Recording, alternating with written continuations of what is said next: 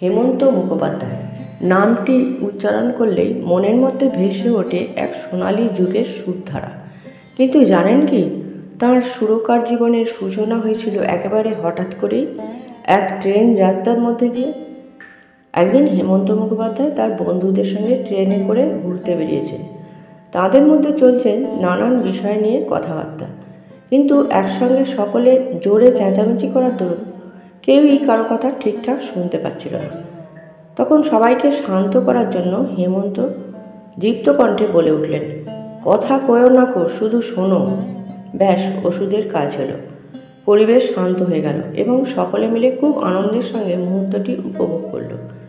সেদিনের ট্রেন যাত্রায় বন্ধু অমিয় বাগচির খুব মনে গেঁথে গেল হেমন্ত মুখোপাধ্যায়ের বলা কথা কয়েও না কো, শুধু শোনো কথাটা।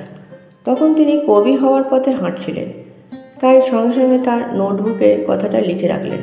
পরে এই কথা ধরে আস্ত একটা গান লিখে হেমন্ত মুখোপাধ্যায়কে দেখালেন। চমকে উঠলেন হেমন্ত মুখার্জি, আরে এ তো সেই ট্রেনের কথা ধরে গান। হেমন্ত মুখোপাধ্যায় এতটাই ভালো লাগলো যে তৎক্ষণাৎ তাতে সুর করে ফেললেন এবং স্বকণ্ঠে রেকর্ডও করলেন। সেই প্রথম তার গানের সুরসৃষ্টি।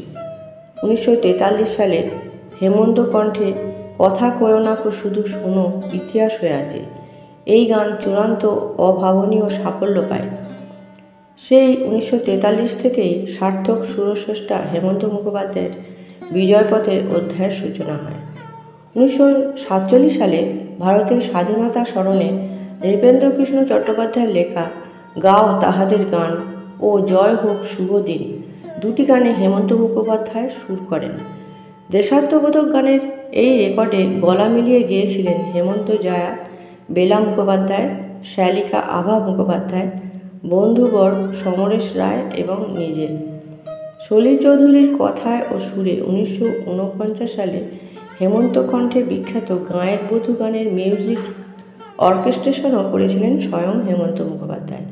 তাঁর সুরে ও কণ্ঠে স্মরণীয় হয়ে আছে ও আকাশ প্রদীপ জেলো না 1958 সালে, কোনোদিন বলাকারা অত দূরে যেত কি 1959 সালে, আমি দূর হতে তোমাকে দেখেছি 1960 সালে, আরও ভালো হতো 1964 সালে, বন্ধু তোমার পথের সাথীকে 1965 সালে, আমার জীবন যেন একটি খাতা 1966 সালে, চোখে যদি জল করে টলমল 1967 সালে, ঘুম নেই কেন চোখে 1968 সালে, না তুমি যেও না 1973 সালে, কতদিন পরে এলে 1974 সালে, সেই যে ফুলের গন্ধ 1976 সালে, ওগো মেঘ তুমি উড়ে যাও 1977 সালে, তুমি তো যাবেই একদিন 1980 সালে, নাম তার মোছা গেল না 1983 সালে। এমন অনেক অনেক গান।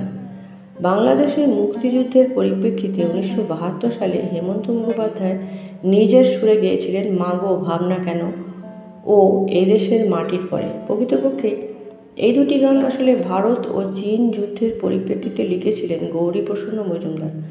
1963 সালে আকাশবাণীতেই হেমন্ত মুখোপাধ্যায় সুরারোপ করে প্রথম গেয়েছিলেন। আশ্চর্যের বিষয় হল, অভাবনীয় জনপ্রিয়তার সুবাদে গান দুটি বাংলাদেশের স্বাধীনতা সংগ্রামের স্বদেশী গান হিসেবে চিরদিনের জন্য হয়ে যায়। ওই বছর বঙ্গবন্ধু শেখ মুজিবুর রহমানের সম্মানে হেমন্ত সুরে ও কণ্ঠে গেয়েছিলেন বাংলার দুর্জয় জনতা ও হরিণের মতো তার সুমধুর চোখ, গীতিকার আবিদুর রহমান। 1972 সালে হেমন্তের সুরে আরও একটি উল্লেখযোগ্য ঘটনা হলো ভক্তিগীতির রেকর্ড।